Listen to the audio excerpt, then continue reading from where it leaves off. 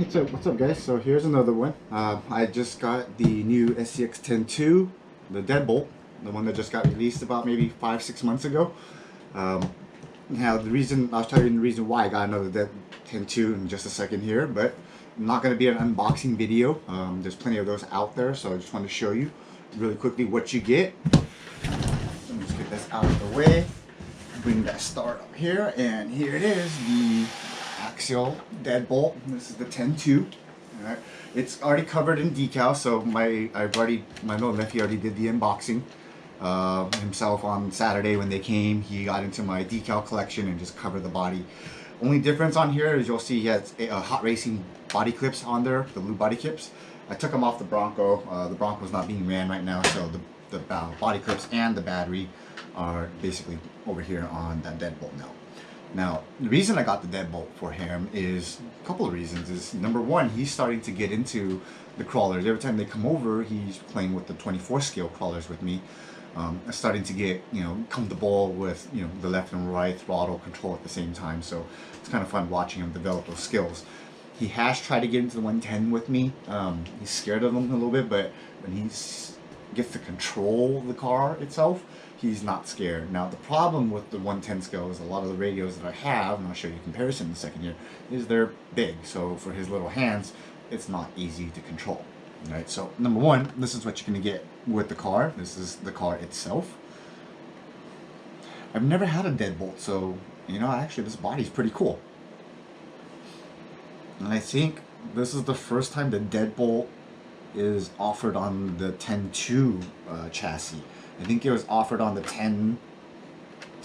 I don't know. Maybe I could be wrong. I haven't been in this long enough, but I know the Deadbolt body has been on multiple platforms, including the 124 scale.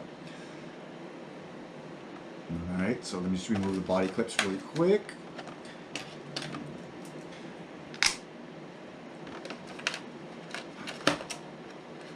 And get into the bottom in just a second here. And so on top of this vehicle, you're going to get the 2-channel radio. And just move it back.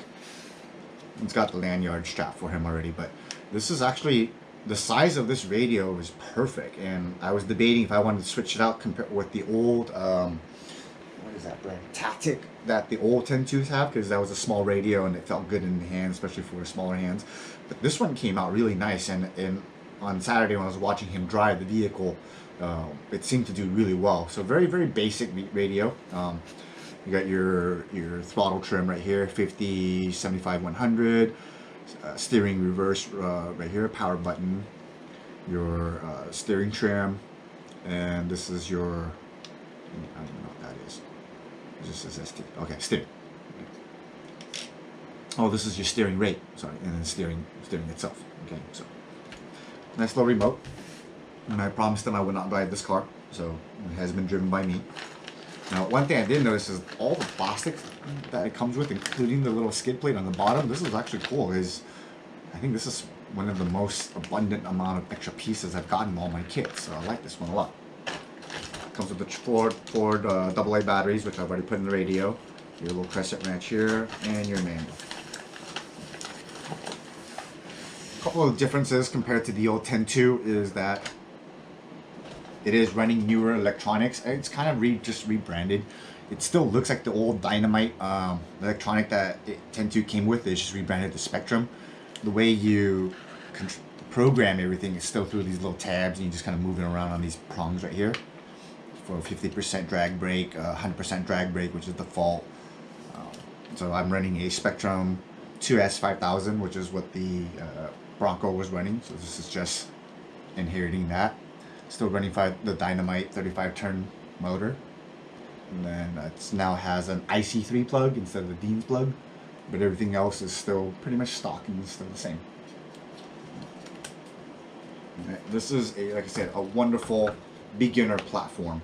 Like I said, my nephew is 4 years old. This is perfect for him to get started with. Now, let me do a side-by-side comparison, because I actually have a 10.2 myself.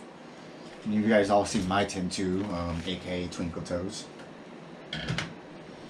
It almost looked like this, a couple years back when I got it. Only thing, one of the biggest differences is that was painted a different color. I still actually have an ESC in the box. The tires are not the Falcon tires. No, these are the Unido grapplers. So these are kind of cool.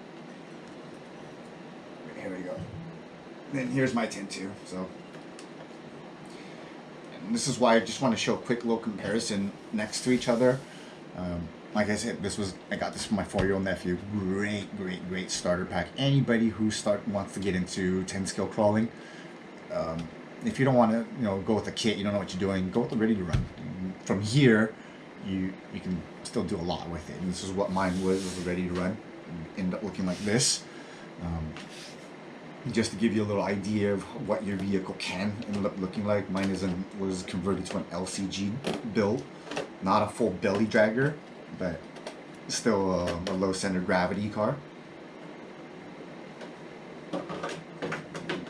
Obviously, just about everything on this vehicle has been changed, including motor, the ESC. The transmission box looks stock. It is stock box, the case, but all the gears have been changed out inside. So there's actually been cuts on the bottom because the spur gear didn't fit. This one's a stock one right here. Full chassis change, shocks, everything, including high clearance links, metal links on the bottom. So this is essentially what your 10.2 could look like. Obviously, you don't have to go this route, but this is more geared towards what I call competition design. I hope to get to participate in my first competition soon, but this was geared towards that. Get a little close-up of the base model. It kind of makes me miss how this car really was before. There's the bottom of it. The plastic links is still there, which is good. I actually like those plastic. It keeps the car light. So pretty much this is what you'll be getting with the 10.2. So I hope you guys are interested in getting more into crawling. I'm not an expert on it. I've only been doing this for about maybe a year. I really rely on a lot of the YouTube video contents, like West Desert Wheeler from Logan, Alec from High Noon Hobbies, just various channels of that nature.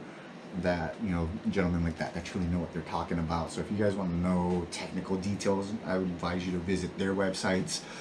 But this is just kind of an idea of what you can go through. So I don't have any run video of my nephew practicing on Saturday. Just I set up some gates in the living room floor and just kind of help him get the grasping concepts of left and right, how to reverse and so forth.